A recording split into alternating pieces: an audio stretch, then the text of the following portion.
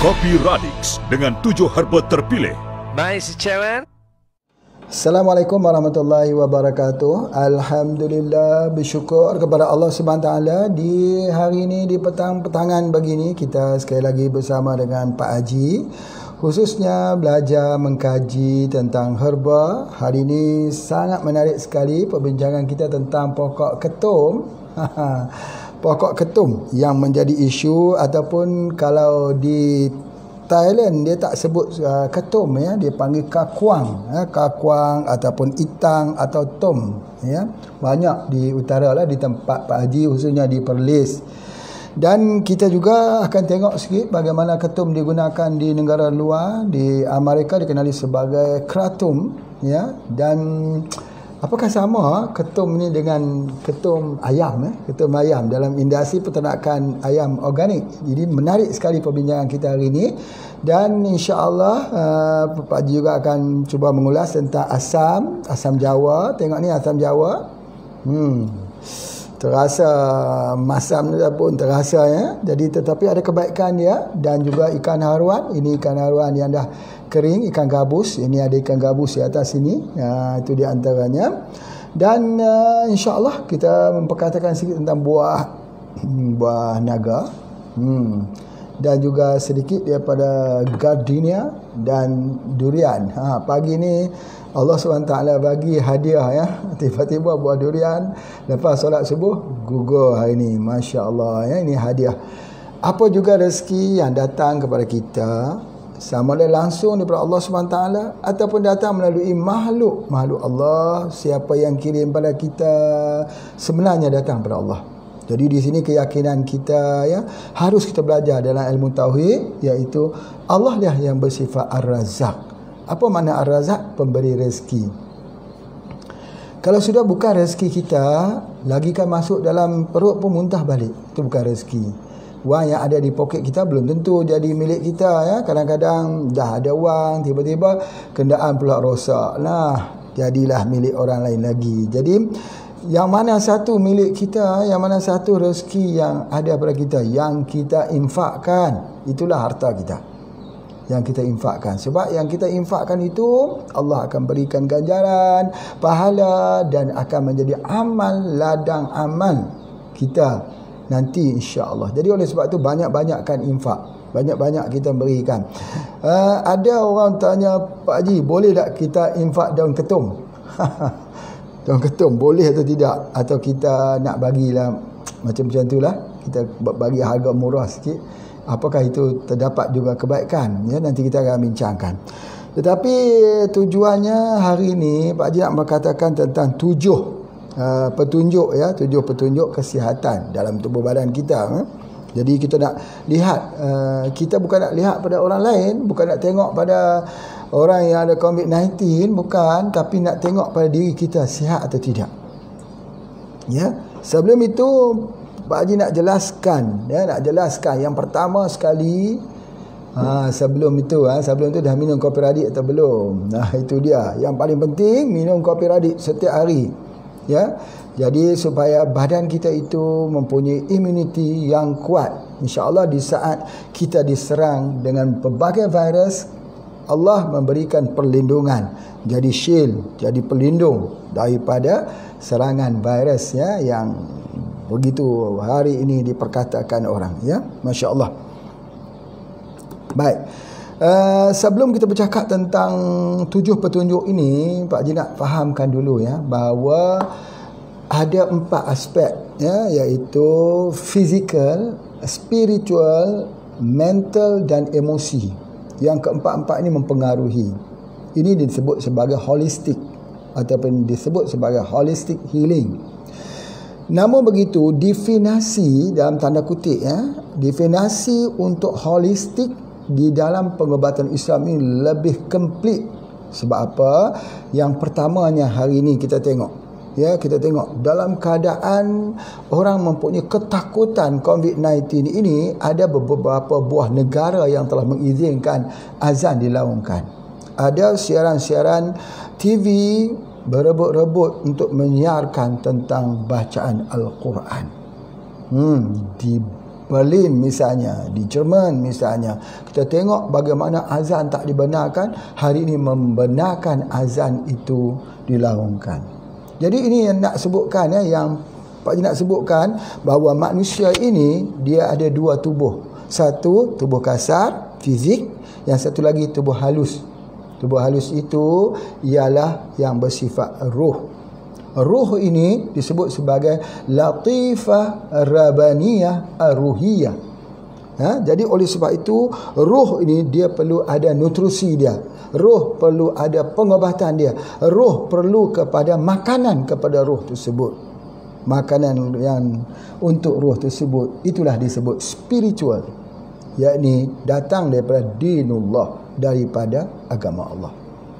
Itu dia punya kesimpulannya. Jadi orang yang tidak ada agama pada hari ini berada di dalam ketakutan ke mana lagi? Ya, Karl Marx yang mengasaskan teori yang menulis buku Das Kapital, yang mengatakan bahawa agama adalah candu kehidupan, Tuhan tak ada. Di saat beliau mahu mati, beliau tetap memanggil oh Tuhan.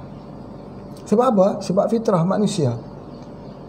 Sampai orang mengatakan kepada beliau, kenapa kamu mengatakan bahawa Tuhan itu tidak ada, tapi kenapa saat ini kamu memanggil Tuhan?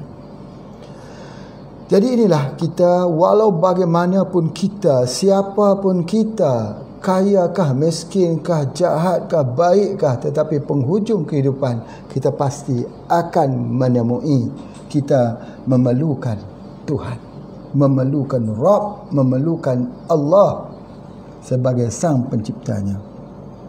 Jadi sebab itu maka kita baca di awal-awal pagi, raditu billahi rabba wa bil islami dina wa bi Muhammadin nabiyyan wa rasula. Raditu billahi rabba, redalah aku Islam itu sebagai agamaku.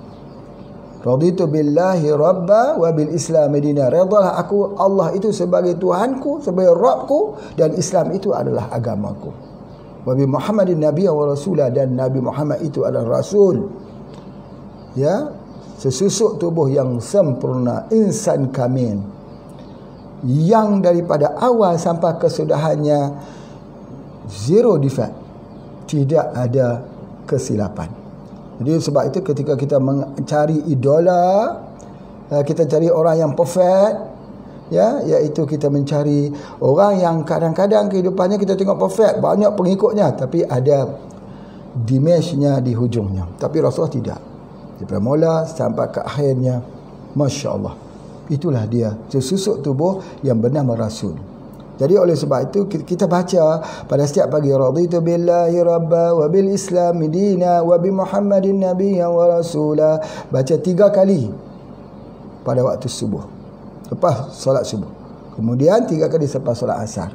Kalau kita mati di antara 2 waktu itu, antara subuh sampai asar atau asar sampai subuh esok, Allah memberikan jaminan untuk kita, jaminan syurga. Jadi sebab itulah maka baca 3 kali, jangan putus, setiap hari mesti dibaca, ya, insya-Allah. Baik, seterusnya pada hari ini Pak Haji nak bincangkan tentang 7 petunjuk yang sebenarnya. Jadi apa ya petunjuk yang pertama? Ya, petunjuk yang pertama sekali, kita nak lihat seorang yang sakit, ya, apa yang kita nak lihat dalam tubuh badannya itu? Kita kena lihat bahawa orang sakit itu adalah seperti bongkah ais, ya, bongkah ais. Kalau kita tengok bungka ais ya, bahagian yang tenggelam di dalam dasar air itu lebih besar lagi daripada bahagian yang nampak di atas. Ada yang katakan yang nampak di atas itu 1/20 saja. Jadi kalau ada bungkahan ais di mana di kutub utara, di kutub selatan, bungkahan ais itu atasnya itu nampak permukaannya itu ada. Nampaknya itu hanya 1/20 saja. Di bawahnya itu yang 80%. Begitu kita melihat orang sakit.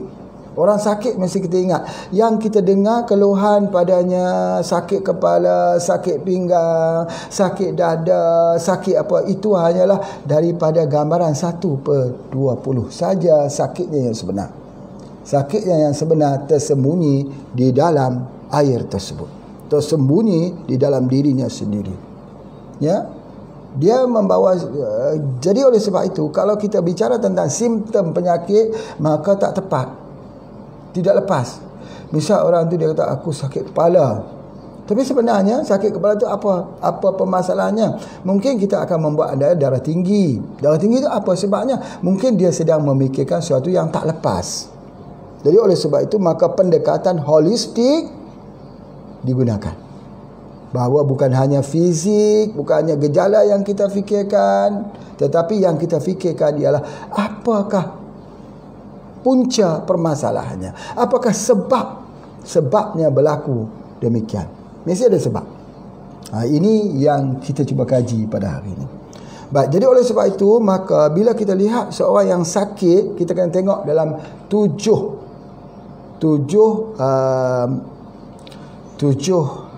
perkara dalam diri orang sakit tersebut. Yang pertama sekali ialah yang mempengaruhi hidup kita ialah hormon. Dia bahagia atau tidak? Itu dulu. Sebelum kita cerita dia ada kanker, dia ada kanser, dia ada DM, dia ada apa-apa semua, persoalan yang pertama, dia bahagia atau tidak dalam hidupnya?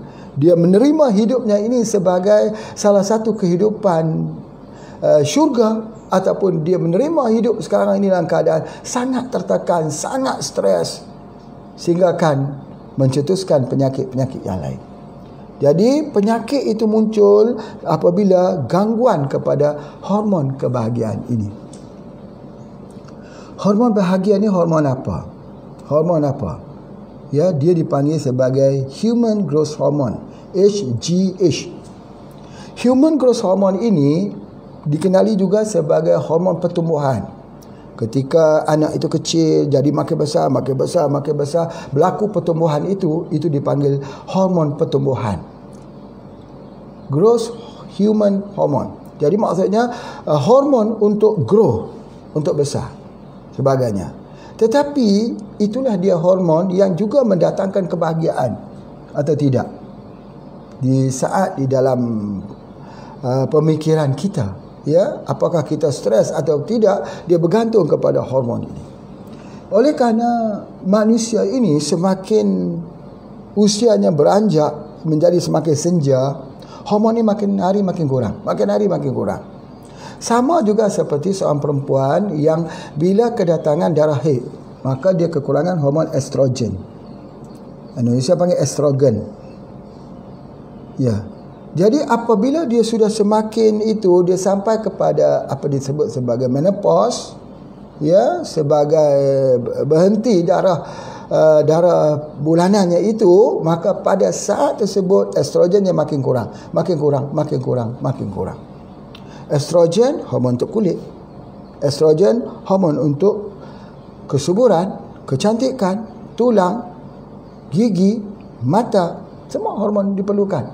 Tapi bila sudah sampai kepada usia menopause, sudah terhenti darah itu, maka berlakulah aging, penuaan. Kulit mula menjadi kerut. Ya, sudah nampak urat-urat penuaan berlaku. Sebab apa? Ya, sebab apa? Sebab hormon itu sudah tidak ada. Sudah nampak tulang kita sudah tidak kuat. Sebab apa? Sebab tulang kalsium sebelum ini dia dilindungi dengan estrogen. Sudah nampak mula serangan jantung. Sebab apa? Selama ini tidak berlaku serangan jantung itu dengan adanya hormon estrogen. Jadi kalau estrogen sudah terhenti, maka berlakulah episod tua. Dan ada orang yang berhenti lebih awal. Ini disebut sebagai premature aging. Jadi ataupun dia jadi penuaan dini. Penuaan lebih awal daripada usianya. Baik. Jadi sekarang ini di dalam kita membincangkan soal hormon ini, Pak Haji cuba nak ceritakan ya. Nak ceritakan, boleh tak kita dapat estrogen lagi bila kita sudah menopause? Boleh tak kita dapat human growth hormone ini bila usia kita sudah menjelang usia senja? Soalannya, boleh tak kita jadi bugar di usia senja? Masya Allah. Ya, jadi ini yang kita nak bincangkan. Jadi pertama sekali, mungkin kalau tak habis ya, mungkin kita sambung lagi pada besok hari sebab perbincangan ini biar agak sedikit detail. Estrogen. Estrogen ni ada dalam tubuh badan kita. Tapi bila usia kita sudah sampai kepada menopause, dia sudah tak keluar, kita perlu kepada pengambilan estrogen di luar.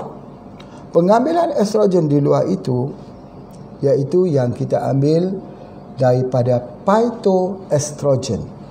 Apa makna phytoestrogen? Phytoestrogen ialah phyto tu tumbuh-tumbuhan. Estrogen yakni estrogen daripada tumbuh-tumbuhan. Jadi kalau kata phytochemical, berartinya bahan kimia daripada tumbuh-tumbuhan. Baik. Jadi oleh sebab itu, maka dalam pengkajiannya mendapati bahawa terdapat beberapa herba yang mempunyai kadar estrogen yang tinggi. Dulu dunia mengenal bahawa salah satu daripadanya ialah kacang soya. Kacang soya mendatangkan phytoestrogen yang sangat baik untuk tulang, yang sangat baik mempengaruhi kepada ibu-ibu khususnya yang menopause. Orang yang menopause ini fikirannya stres. Dia berkeringat pada waktu malam, berpeluh pada waktu malam. Itu adalah permasalahan ya, tulangnya menjadi rapuh sebagainya. Jadi pada dahulu orang menemui bahawa terdapat di dalam soya. Kemudian sesudah itu menemui ada yang lebih tinggi lagi daripada soya, namanya spirulina. Di dalam alge biru. Alge biru ini terdapat kadar estrogen yang tinggi.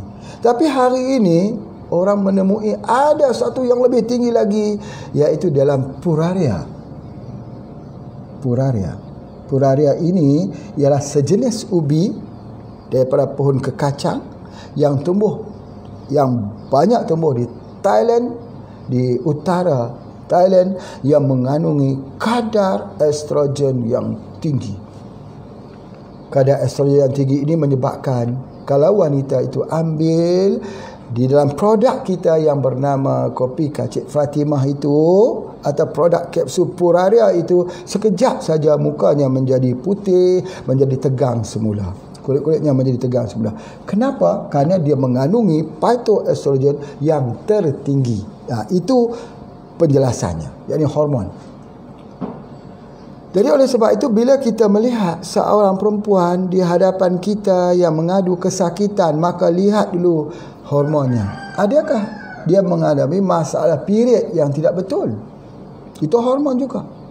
Kadang-kadang 2 bulan sekali, 3 bulan sekali, ya, kadang-kadang 1 bulan 2-3 kali.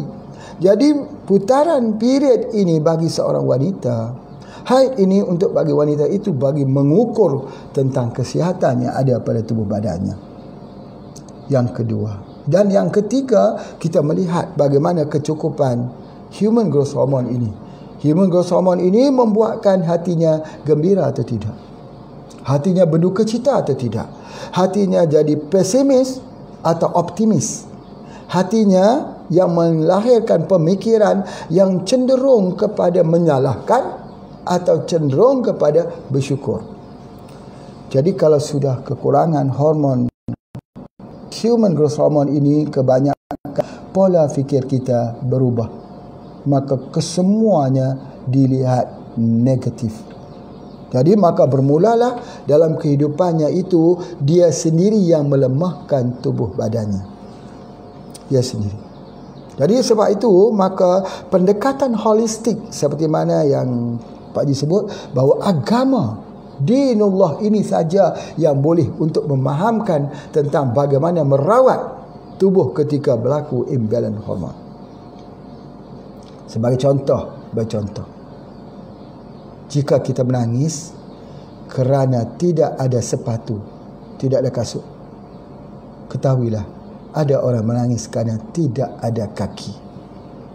Jadi kita memahami dalam konteks begitu, kita lihat orang yang lebih rendah daripada kita, maka kita tahulah arti kesyukuran. Syukur dengan apa yang kita ada.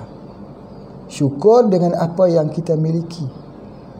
Yang ada itu disyukuri terlebih dulu sebelum kita mengharap nikmat Allah yang lebih besar daripada itu. Itu yang pertama. Jadi oleh sebab itu, maka boleh tak kita mendapatkan human growth hormone ini daripada alam? Boleh. Ada dalam tanduk rusa, di hujung tanduk rusa itu. Ya, kita tengok tanduk rusa, dia akan terus panjang sebagainya. Begitu juga dengan tanduk rusa yang makin panjang itu kerana dia ada hormon pertumbuhan. Begitu yam, keladi. Wild yam, keladi liar, yang tunasnya makin naik sebagainya. Masya Allah.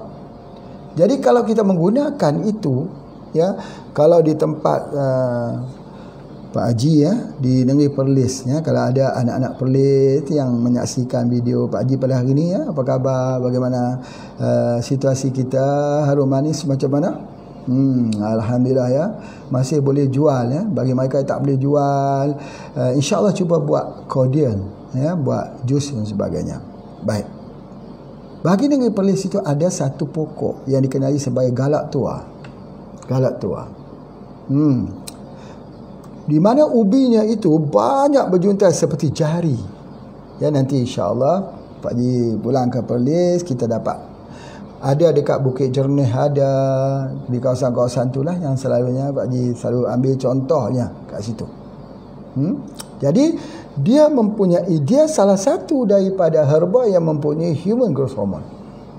Jadi kalau macam Pak Haji ni, Pak Haji dah buat dia punya dalam bentuk spray. Jadi ketika kita spray dengan human growth hormone ini, dia akan dapat, yang pertama ialah bahagia, gembira. Maka banyak orang tanya, daun ketum ada human growth hormone kah? Nanti kita bincang khusus tentang daun ketum, insya-Allah. Bagi nak fahamkan dulu tentang hormon, ya, hormon. Jadi hormon ini kalau tak gembira, kita kena ada hobi dalam hidup kita. Kalau ada orang suka pergi ke Ampang Timah Tasuh memancing, silakan. Itu hobi. Dia release. Ya, kalau ada yang suka dengan melukis, ya, silakan. Suka dengan membaca, kita harus memiliki hobi kita sendiri. Jangan kita kehilangan hobi, kesukaan kita. Ada yang suka menanam pohon-pohon, ya silakan. Menternak haiwan, silakan. Kalau di sini di tempat Pak Haji ni, kita buat sampel peternakan. Kalau itik tu, kita cuba untuk membuat sampel peternakan itik nila bersama dengan itik penelur. Bagaimana? Boleh hidup tak? Apakah harus dipisahkan? Ya, jadi itu ada di antaranya. Kemudian ikan puyuh siam diternak di dalam tong plastik hitam itu. Boleh tak dia dibesarkan dengan peningkatan oksigen menggunakan POC? Air tu kita hijaukan menggunakan POC. Ikan keli, ikan lele, ya, bahasa Indonesia lele, diternakkan dalam tong tersebut. Dengan tidak diberi makan dengan makanan yang lain, supaya airnya jangan bau. Airnya tidak ada bau. Diberi makan hanya dengan azola. Ini adalah kajian-kajian yang kita lakukan, yang mana hasil daripada kajian ini menjadi karya kita kepada umat ini. Hidup kita mesti mempunyai karya. Bila kita meninggal besok, kita tinggalkan karya tersebut. Karya mesti ada. Paling kurang seorang kita tanamlah satu pohon, kerana pohon itu jadi karya hidup kita, insya-Allah untuk orang yang akan datang. Walaupun kita tak sempat untuk menikmatinya, tetapi kita bahagia sebab kita telah memiliki keikhlasan di tahap tinggi. Dalam bahasa Sunan Kalijaga mengatakan kita menanam tidak mengharap untuk panen. Tanam tak harap untuk ambil hasil. Biar orang yang akan datang mengambil hasil. Itu tahap keikhlasan yang tinggi. Itu yang pertama. Jadi tentang hormon ya. Jadi petunjuk yang pertama, kita nak tengok seorang itu macam mana kita tengok hormonnya. Macam mana kita nak tengok hormonnya? Ada bahasa fiziknya. Kita tengok dia, boleh? Salah satunya tengok di bulu matanya. Ya, bulu mata. Kita tengok bulu mata di sini. Kalau bulu matanya itu lentik, dia mempunyai hormon yang bagus. Tapi kalau bulu mata itu ke bawah, dia mempunyai tahap hormon yang rendah. Selalunya dia diselubungi dengan duka cita. Jadi kalau kita tengok bulu mata orang tu, oh subhanallah, kita mengetahui bahawa dia menyimpan sebuah bagasi kehidupan yang kita tak boleh untuk mengetahui apa yang ada dalam bagasi tersebut. Kadang-kadang orang tu tersenyum depan kita, tapi di balik senyuman itu ada cerita yang merihkan. Itu bahasa Indonesia ya. Jadi subhanallah, hormon ini. Jadi apa yang Pak Haji nak sebutkan, berikan hormon phytoestrogen, berikan hormon HGH, dan satu lagi untuk orang lelaki ya, kita bagi hormon progesteron, testosteron ya. Jadi oleh sebab itu kita boleh ambil dia daripada mana? Ambil daripada pokok pasak bumi, tongkat ali. Tongkat ali di dalam kopi radik. Supaya hormon lelaki itu stabil. Lelaki sebagai pemimpin mesti stabil. Lelaki tak boleh lemah semangat. Lelaki tidak boleh terpuruk. Lelaki tak boleh duduk di tempat gelap, di bawah tangga. Lelaki harus bergerak, berjuang, mencari rezeki yang halal untuk anak-anak, untuk isteri. Ya, itu yang Pak Haji nak sebutkan, bahawa macam mana nak maintain perasaan itu. Minum pokok pasak bumi, tongkat ali. Pahit tongkat ali tu, minum sekali maulah, esok tak maulah. Tak payahlah minum. Kalau dia pahit, ambil saja kopi radik. Kopi radik mai secawan. Itu di antaranya. Sekarang ada bentuk can, ambil dalam bentuk can pun boleh. Sebagainya. Masya Allah. Ini iklan promosi produk HFA ke? Ini Pak Haji nak sebut ni majlis ilmu. Tetapi di mana lagi Pak Haji nak tunjukkan contoh? Ya, secara jujurnya, kalau mana pun ada produk tongkat ali, gunakan. Tetapi tongkat ali ni dia ada akalat. Dia ada bahan akalatnya. Kita kena hati-hatinya. Pertama, mesti dikeringkan. Kering, jangan terlalu panas. Kalau terlalu panas, rosak pula. Mesti 51 darjah Celsius ke bawah saja. Ya. Okey, oleh sebab itu maka cara pengeringan pokok tongkat ali ini boleh jemur di bawah cahaya matahari. Bagus sekali. Bagus. Tetapi kalau boleh, cari pokok tongkat ali yang besar. Bukan yang umur 7 tahun ke bawah. Memang dalam kajian mendapati bahawa pokok tongkat ali 7 tahun pun dah boleh ya berkhasiat. Tapi kalau lagi lama, lagi bagus. Lagi besar, lagi bagus. Jadi ada dalam minuman kopi radik kita. Mudah-mudahan dia menjadi solusi, menjadi salah satu daripada minuman kesihatan. Functional food. Minum kopi. Aku dah minum dah kopi. Mudah-mudahan Allah berikan kita sihat tubuh badan. Ya, sihat tubuh badan dalam suasana COVID-19 ini. Itu adalah hormon. Hormon untuk lelaki boleh kita ambil daripada pokok tongkat ali. Untuk perempuan kita boleh ambil daripada phytoestrogen, puraria. Boleh ambil daripada kacik Fatimah. Boleh ambil daripada pokok larak. Pokok larak. Ada yang tahu pokok larak ni? Banyak orang tak tahu ya. Tapi kalau utara mungkin tahulah. Larak ada larak sepang, larak pisang, larak. Dipanggil dalam bahasa Siam. Panggil apa dia? Dia panggil saujud. Saujud, saulau, ni bahasa Thailand. Apa maknanya ni? Anak dara berhenti. Masya Allah. Kenapa pula anak dara berhenti? Sebab dia keluarkan bau yang wangi ketika dia berbunga. Pohonnya kecil-kecil saja. Dia tak besar macam pohon larak sepang besar-besar itu. Akarnya menjalar di antara pohon yang tinggi 100 meter ke atas tu. Sebagainya. Dia tidak. Ini pohonnya kecil-kecil saja. Besar-besar ni saja. Besar-besar ni saja. Jadi tetapi kalau dia keluarkan bunga Masya Allah, wangi. Itu dia katakan saujud, salau itu tempat anak dara berhenti sebab wanginya. Ibarat contoh. Sebab selalunya kita ni selalu membuat nama-nama pokok ni berdasarkan kepada andaian. Misal kita tengok pokok tu daun dia kurus, kita bagi nama janda merana. Tengok apa siapa kau bagi nama dia janda merana, mana kamu tahu dia merana atau tidak? Tengok daun dia kurus. Selalunya kita fikir yang negatif-negatif. Cuba kita sebut dia slim. Slim itu orang kalau obesity pun dia nak bagi slim. Oh, bukan main lagi. Zumba tak zumba semua ada sebagainya. Makan pun sikit-sikit saja. Pasal apa? Nak bagi slim. Dia bukan merana, dia bahagia.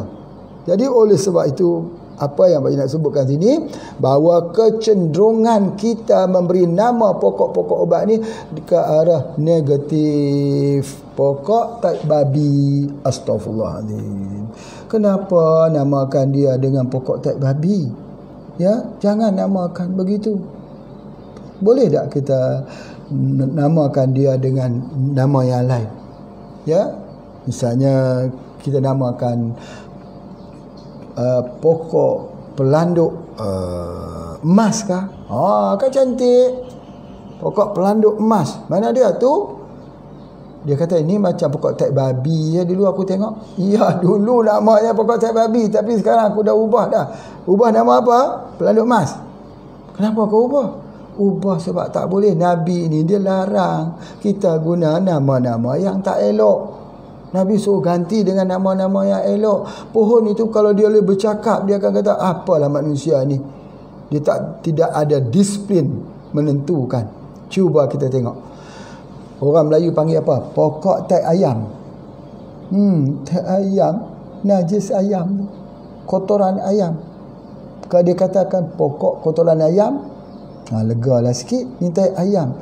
Cuba tengok nama saintifik apa? Lantana sativa. Uish. Namanya bukan main lagi. Lantana sativa. Kita kata tai ayam. Yang mana lebih elok? Islam tu dia mewakili yang terbaik, yang elok. Jadi nama Lantana sativa tu cantik lagi. Jadi oleh sebab itu kenapa kita biarkan orang gimlet ni letakkan nama-nama yang lebih elok daripada kita? Kita sepatutnya meletakkan nama-nama yang elok. Itu adalah antaranya. Masya Allah ya. Yang pertama ialah hormon. Jadi stabilkan dulu hormon. Anak-anak pun stabilkan dulu hormon. Kalau hormon ini kita tak stabil, jadi bagaimana kita nak merawat penyakit-penyakit yang lain? Pertama sekali adalah hormon. Tersentuh tentang hormon ini ialah bagaimana kita nak menentukan hormon HGH-nya, phytoestrogennya, testosteronnya, ya. Apakah itu sudah stabil atau tidak? Bagaimana? Caranya satu saja. Kena tanya dia, mudah tidur tak pada waktu malam? Kalau susah tidur macam mana? Kalau susah tidur berartinya hormon melatonin pula bermasalah. Bagaimana nak rawat? Kalau kita nak rawat sesuatu penyakit, kita kena boleh tidur. Seperti kita nak membaiki kenderaan. Kenderaan mesti berhenti. Betul kan? Mana boleh kita membaiki kenderaan, enjin kenderaan sedang berjalan? Di Indonesia tu, Pak Haji pergi Indonesia, ada satu tempat nama Ketuk Magic. Ketuk Magic. Pak Haji ni ingin sekali melihat apa yang dilakukan. Masuk tempat tu, tunduk-tunduk, siap. Masya Allah. Tetapi ketuk magic ni pun dia kena kenderaan berhenti. Jadi kalau kenderaan berhenti, dia tak magic lagi namanya. Ya, kalau ketuk magic betul-betul kenderaan sedang berjalan. Baiki kenderaan, baiki enjin ketika sedang berjalan. Itu magic. Sudah tentu tak boleh kan? Tak boleh. Begitu juga dengan kita. Macam mana nak rawat penyakit kita kalau kita tak boleh tidur? Macam mana? Jadi sebab itu, bila saja kita sakit, kita nak tidur. Allah buat kita nak tidur. Supaya tidur itu kita dapat merawat penyakit tubuh badan kita sendiri. Doktor-doktor yang ada dalam tubuh badan kita itu yang merawat dirinya sendiri. Sebab itu kita ini dalam adab menziarahi orang sakit tak boleh berlama-lamaan bersama dengan orang sakit. Cuma cerita di pagi-pagi ni lah. Pagi-pagi ni Pak Haji nak cerita sikit ya. Lepas solat subuh tadi, buah durian gugur. Durian. Ini bukan nak cerita pasal durian, bukan. Nak cerita durian ni ada hormon. Hormon. Siapa kalau perempuan dia makan buah durian ni dia gembira. Memanglah gembira Pak Haji. Siapa pun makan durian gembira. Bukan perempuan, budak-budak, orang lelaki pun gembira. Durian, nama pun durian. Apatah lagi kalau musangking. Lagilah dia gembira. Tak, bukan Pak Haji nak masuk gitu. Durian ini dia mengandungi hormon. Baik untuk orang perempuan. Hormon apa? Hormon gembira.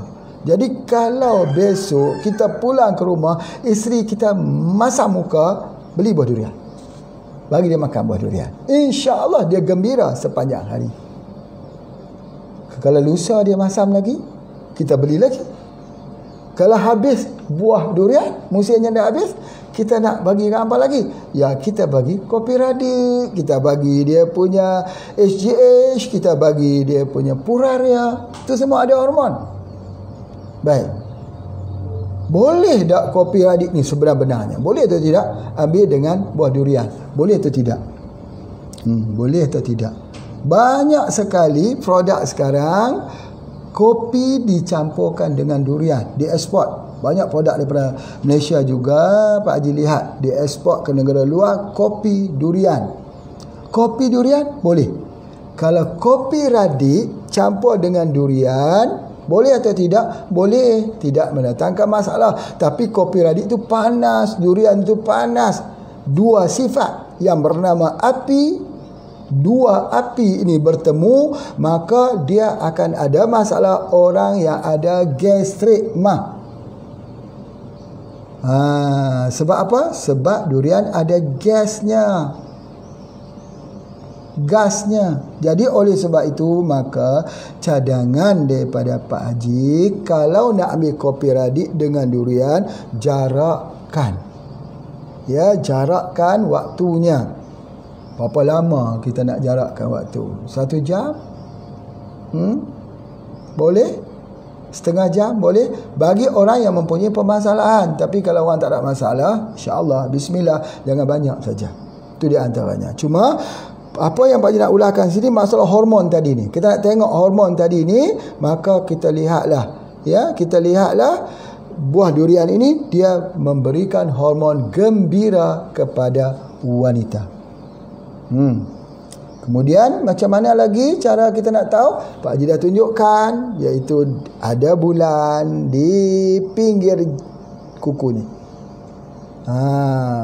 Bulan itu maksudnya lengkungan putih ada kat situ. Tengok itu dulu. Minta ibu, saya tengok ibu jarinya. Oh, tengok itu, Masya Allah.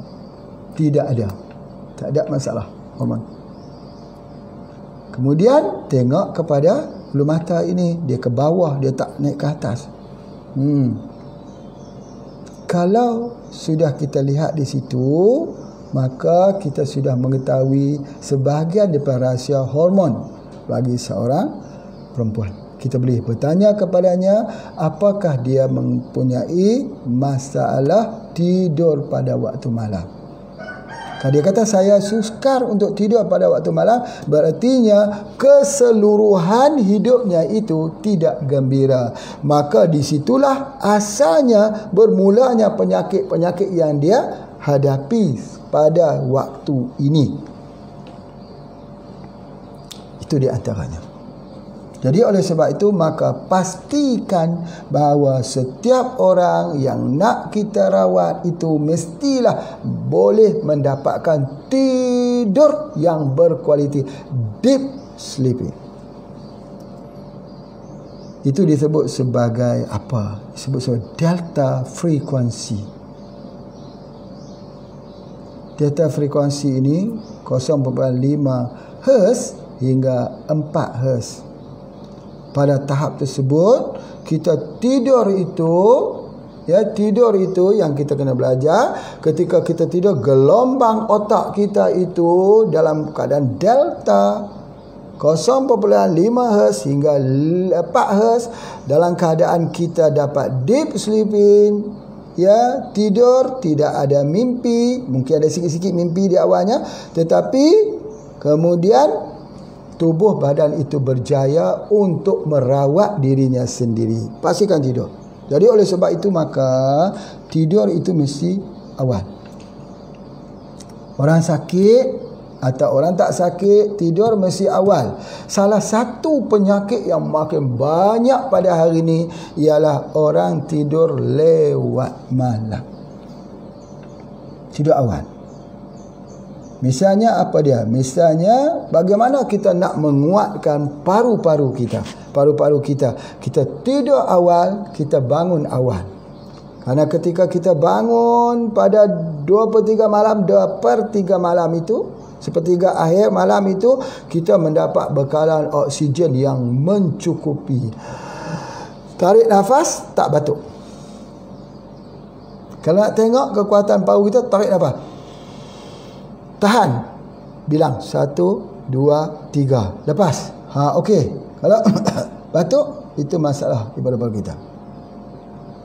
Itu namanya senaman pernafasan. Tarik nafas itu mesti sekali ganda daripada tahan nafas. Tarik nafas 1, 2, 3, 4, 5, 6, 7, 8. Tahan nafas 1, 2, 3, 4. Lepas nafas 1, 2, 3, 4, 5, 6, 7, 8. Tahan nafas 1, 2, 3, 4. Tarik balik nafas 1, 2, 3, 4, 5, 6, 7, 8. 8, 4. 8, 4. Tarik itu 8 hitungan, tahan 4, lepas itu namanya olah nafas. Tetapi kalau orang yang ada masalah paru-paru, yang lemah, maka dia kena buat begitu pada 2/3 malam. Bangun, berqiyamul lail, solat tahajud, kemudian habis tu di atas sejadah saja, tak perlu. Tarik nafas pelan-pelan, lepas nafas pelan-pelan. Hitung seperti mana yang Pak Haji ajar. Bila sudah boleh 4, 8, 8, 4, ditambah 5, 10, tambah 6, 12, tambah 7, 14, tambah 10, 20. Lama-lama kita mempunyai pernafasan yang bagus, oksigen yang mencukupi. Kita tak jadi ngantuk saja. Itu adalah permasalahannya, Jadi masalah hormon. Baik. Jadi sebelum itu Pak Haji tunjukkan lagi, ada di hadapan kita ni berbagai-bagai jenis lagi herba, sebentar kita tengok. Herba itu cuma tentang hormon ini, tentang hormon ini masih lagi Pak Haji nak sebut sebagai perkara yang pertama. Bila kita tengok orang sakit, tengok hormon dia sebagainya.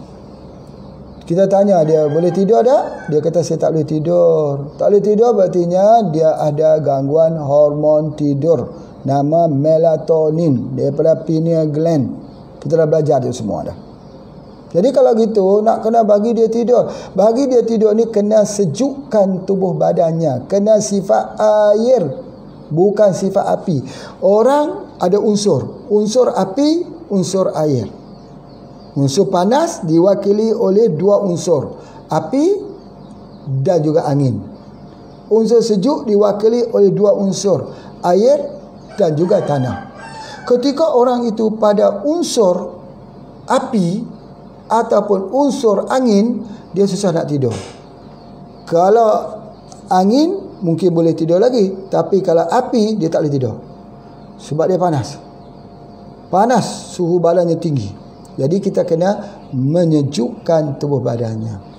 Apa dia herba yang menyejukkan? Minum air hangat, air suam. Kita dah hangat minum air suam. Minum air suam. Bila kita minum air suam atau minum susu yang hangat, bukan susu panas, susu hangat, kita minum, maka dia akan pergi ke perut. Jadi oleh sebab itu semua sistem badan kita akan pergi ke perut sebagainya. Dia akan membuatkan di bahagian kepala kita ini, dia akan jadi rest. Susu panas. Simpanlah susu di rumah. Ya, campur sikit dengan air panas, atau juga kita kalau tak ada, air panas saja. Jadi sebelum tidur malam minum air hangat, air panas. Sebab tu orang tua kata minum air suam sebelum tidur pada waktu malam. Badan sihat. Ya, betul, badan sihat. Dapat tidur. Badan sihat artinya dapat tidur. Hari ni orang dah tak mau minum air panas waktu malam. Banyak ya yang nak minum apa? Minum air dingin, air sejuk pada waktu malam. Macam mana nak sihat? Ya. Jadi minum pada setiap malam itu sebagainya. Ada pula orang katakan kalau minum air panas ini, air sangat ini, dia boleh merosakkan ginjal. Itu tak betul. Tak betul. Ini semua andaian-andaian baru yang tak wujud di dalam dunia realiti pengobatan. Semacam juga orang kata banyak minum kopi radiut rosak buah pinggang. Ini semua andaian. Andaian. Sebab apa? Nak rosak. Dia kata ke mana pergi ampas-ampas itu sebagainya daripada kopi radiut? Ke mana pergi ampasnya itu? Masya Allah Tuhan. Cuba kita berjalan jauh sikit. Luaskan sikit perjalanannya. Mungkin Pak Haji boleh menerima yang buat teguran itu doktor, ya, tetapi luaskan sikit perjalanan. Cuba mari kita pergi ke India. Orang India ni dia ambil rempah. Rempah tu dia grind. Jadi serbuk, maka jadilah rempah. Kulit kayu manis, buah pelaga, termasuk juga dia masukkan dengan semua-semua yang ada sebagainya. Mereka ni rosak buah pinggang kah makan serbuk-serbuk akar kayu tu? Kalau mereka tak rosak, sama juga dengan herba yang ada pada kita. Dia tak keluar mengikut urin, dia keluar melalui usus. Ya, ini asas dia. Janganlah sampai sampai kita tengok kita tengok kopi radiut sampai kita sanggup untuk keluarkan kenyataan yang aneh-aneh. Ya, kopi itu sendiri pun serbuk, kopi hitam. Ada orang dulu ni rosak buah pinggang. Mana banyak orang rosak buah pinggang kerana minum kopi, dengan orang rosak buah pinggang kerana ambil ubat-ubat tahan sakit. Rumah Pak Haji ya di kampung, di tempat-tempat lain banyak yang Pak Haji jumpa ya, orang-orang yang rosak ginjal. Kadang-kadang mereka ni tak minum kopi radiut pun. Yang Pak Haji tahu mereka ada gout, mereka mengambil ubat-ubat tahan sakit, ya, ubat-ubat tahan painkiller yang mengandungi aluminium hidroksida. Jadi itu adalah di antaranya. Baik. Okey, itu ialah hormon. Pelajaran kita pertama hari ini adalah hormon lah, petunjuk yang pertama sekali. Dia mesti gembira. Orang yang nak sihat mesti gembira. Jadi oleh sebab itu pendekatan holistiknya ialah kita kena mendengar keluhannya. Bila dia bercakap kita dengar. Dia cakap kita dengar. Yang jadi masalah orang sakit, tak ada orang nak dengar keluhannya. Kadang-kadang lama juga kita menghadapi sesuatu pasien ini seorang-seorang. Orang sakit datang jumpa dengan kita, lama mengambil masa sebab dia nak curah hati perasaannya. Tapi bila dia sudah habis dia bercakap, penyakitnya tadi 90% dah sembuh. Itu berartinya sangat penting dalam perawatan ini bersifat holistik. Apatah lagi bila sudah diberikan, dia harus kembali ke jalan Allah. Ada orang hilang hipertensi dengan zikir je. Dia hilang stres. Padahal sebelum ini tensinya tak mau turun. Tapi bila dia menemui satu kaedah agama. Ya, sebab itu orang-orang di barat di New Zealand seperti mana video yang kita lihatkan, mereka pada hari Jumaat ketika orang Islam sedang solat Jumaat, mereka pergi mendengar di belakangnya, duduk di belakangnya. Teman Pak Haji yang jadi imam di Masjid New York menceritakan, dia kata memang begitu. Di New York, ya, ketika hari Jumaat, ramai orang yang bukan Islam duduk di belakang hanya menyaksikan orang Islam solat Jumaat. Daripada khutbahnya sampai ke habis solat Jumaat. Setiap minggu mereka datang. Sebab apa? Bila ditanya, mereka kata kebahagiaan. Kebahagiaan. Bila mereka datang, akhirnya mereka kembali pada Islam. Masya Allah. Ya, itu adalah antaranya yang Pak Haji nak sebutkan dekat sini, yakni masalah hormon. Baik, tentang herba, ya, tentang herba sedikit, tentang ulasan tentang pokok. Ni pokok ketum ni. Abang-abang kita, ya, di Perlis, apa khabar hari ni? Daun ketum ni, tengok. Pak Haji nak tunjukkan beberapa ciri-ciri dulu, sebelum kita bercakap tentang ketum ini. Kita kena ingat, ya, bahawa dia adalah satu jenis tumbuh-tumbuhan, ya, Mitragina speciosa, ya, ataupun dipanggil keratum. Di Indonesia ada juga, Pak Haji tengok, di Sulawesi banyak sekali. Tengok ini dia warna merah. Dengan ni warna merah, yang ini warna merah, cuba tengok. Daunnya merah begini, menandakan be careful. Sifatnya api. Tengok di sini, ini ketum juga. Tengok, dia tidak ada warna merah. Ya, tidak ada warna merah. Sebab apa? Sebab ini digunakan, dipanggil ketum ayam, untuk ayam makan, organik. Tapi ayam tidak jadi kecanduan, tidak, tetapi meningkatkan kadar protein pada ayam. Baik. Jadi sebelum itu, izin kepada Pak Haji untuk membuka sejarah daun ketum supaya kita faham. Sebab daun ketum ini baru-baru ini saja, ya, baru-baru tahun-tahun yang akhir ini saja orang sibuk memperkatakan. Tetapi dalam pengobatan herba tradisional, daun ketum memang telah digunakan sejak daripada awal lagi. Soalannya, yang pertama, di manakah letaknya racun pada daun ketum? Ini dulu. Pada akarnya kah? Pada daunnya kah? Pada bunganya? Masya Allah, pandai-pandai lagi orang kita definisi. Kata, Pak Haji, cuba Pak Haji perhatikan betul-betul daun ketum, bunga daun ketum, perhatikan betul-betul. Ya. Kenapa? Dia katakan macam virus corona, COVID-19. Tengok betul-betul ni. Betul kan? Sama kan? Masya Allah, itu dia. Cuba lihat. Daun ketum macam COVID-19. Cuba kita fokuskan sikit, Pak. Cuba kita fokuskan. Ini dia, Pak Mukmin telah fokuskan. Tengok bunga dia. Tengok daunnya pula. Jangan tengok Pak Haji, tengok daunnya. Merah. Betul? Baik. Cuba kita tengok ketum ayam.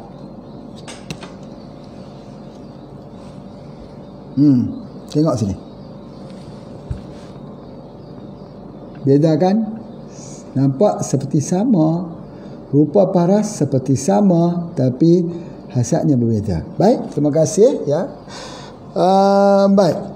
Ketum ini orang dahulu ni dia buat untuk rawatan wanita selepas bersalin, atau orang sakit yang sakit lemah ataupun fiziknya sudah tak kuat lagi, digunakan dahulu, ya, digunakan dahulu. Bukan berartinya Pak Haji nak membenarkan ini. Mereka daripada Kementerian Kesihatan Malaysia, dengar habis-habis video ni, ya, jangan ambil separuh daripada video Pak Haji pula.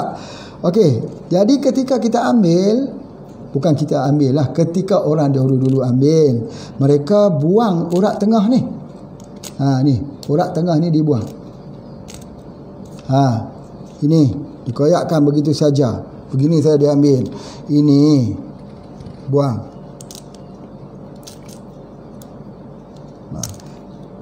Jadi pokoknya kalau kita guna pisau lah paling mudah. Kita potong gitu.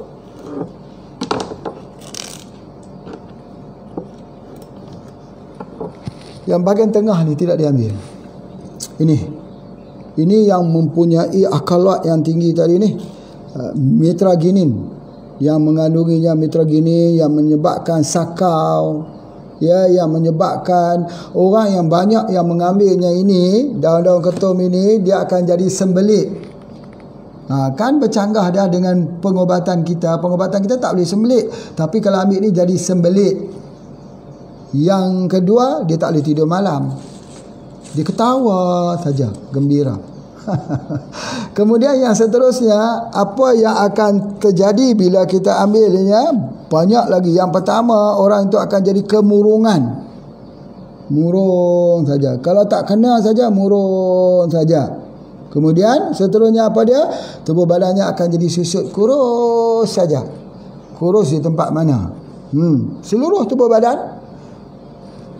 Lagi di tempat mana? Tengok di kawasan bawahnya tubuh badan kita, badan sampai di bawah sekali itu. Kita tengok bahagian kalau kita panggil punggung, ya, bahasa kita punggung itu bahu, ya, di bahagian belakangnya itu. Ya, jadi pada ketika itu kita tengok kurus, jadi kecil. Ketum. Tambah lagi bila ketum ini dicampur-campur lagi dengan ubat-ubat yang lain. Campur lagi dengan ubat-ubat yang hanya orang yang buat saja yang mengetahui. Maka dia menjadi bertambah sakau. Jadi sakau. Bahasa Indonesia sakau.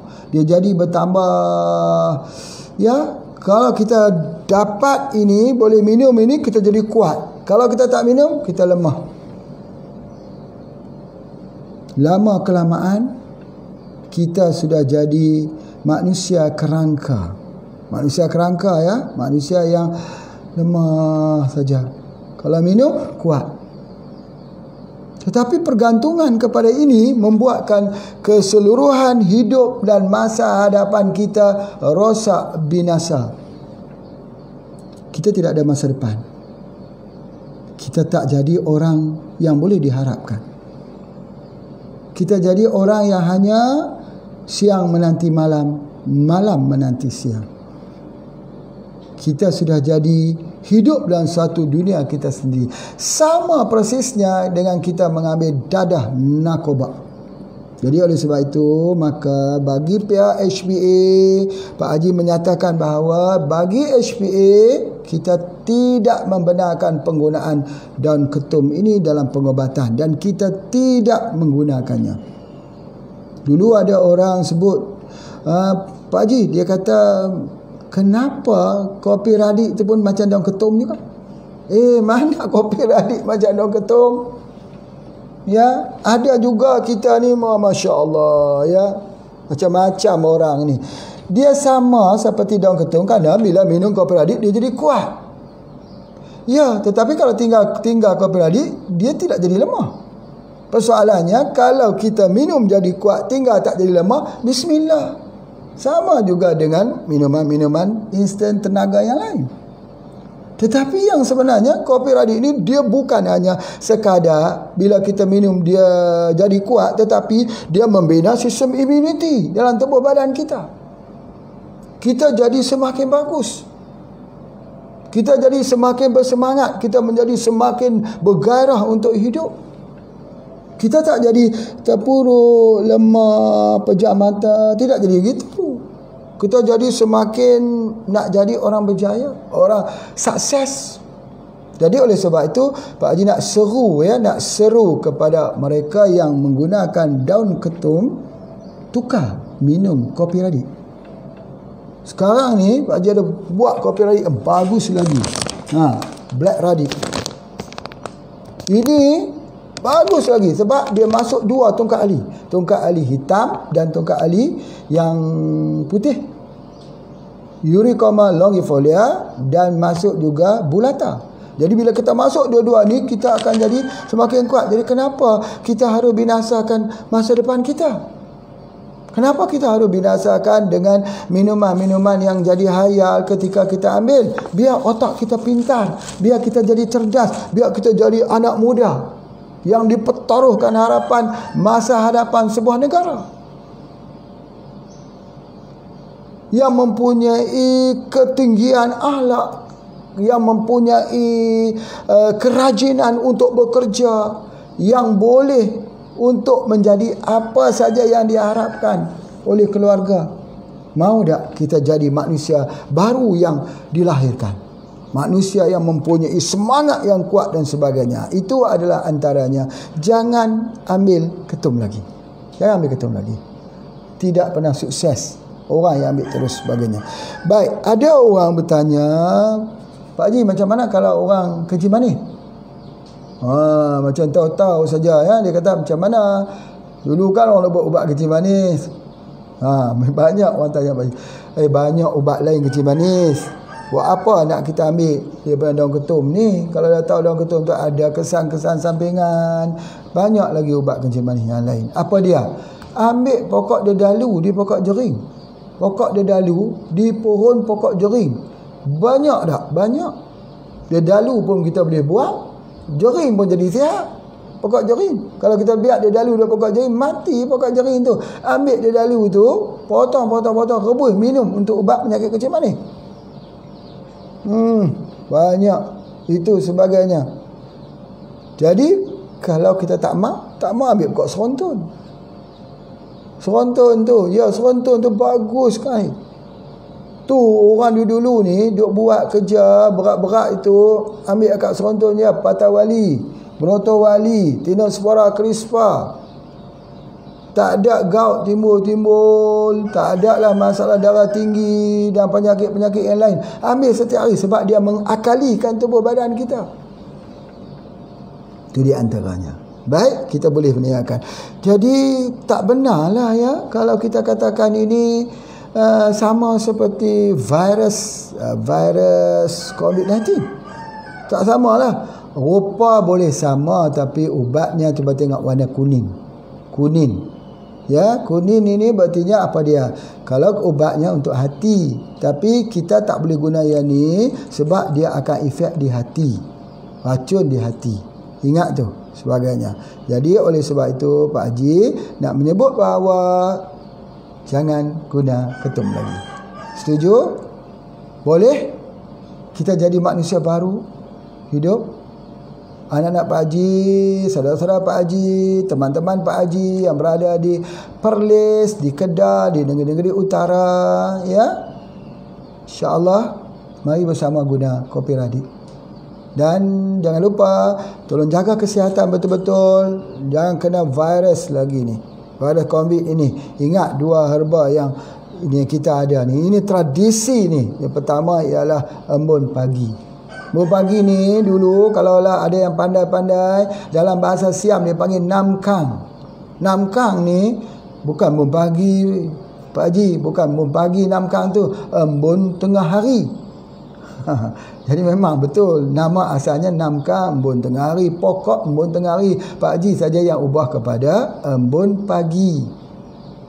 Pasal apa nak ubah pula embun pagi ke embun tengah hari?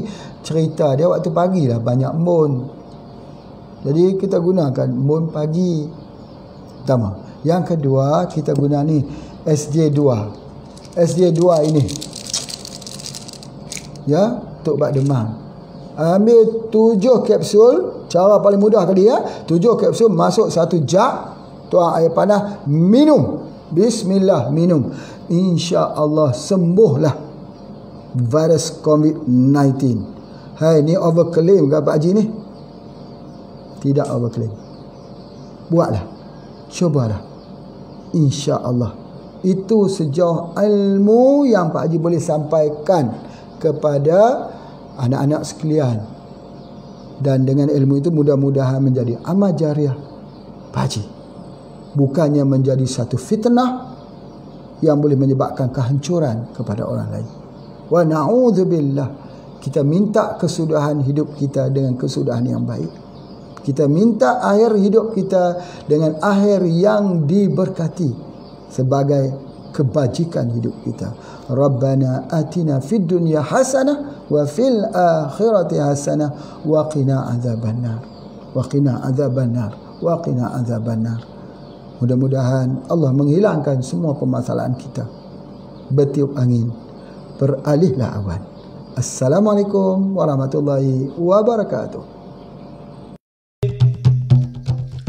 Tongkat Ali teja lawak akan mengkudung, Mata pelanduk tebu gajah pokok lara halban digunakan secara tradisional untuk mengobati berbagai penyakit, untuk mengobati berbagai penyakit. Main secawan tiada hari tanpa kopi radik. Main secawan tiada hari tanpa kopi radik. Inilah kopi radik, senaji tujuh herba baik untuk kesehatan kita semua. Oleh itu mari kita mengamalkan minum kopi radik setiap hari, supaya kita ada tenaga belajar berkhidmat dan terus bekerja, belajar berkhidmat dan terus bekerja. Main secawan tiada hari tanpa kopi radik. Main secawan tiada hari tanpa kopi radik. Minumlah kopi radik, terbukti khasiatnya kecukupan produk halal. Tanggung jawab bersama.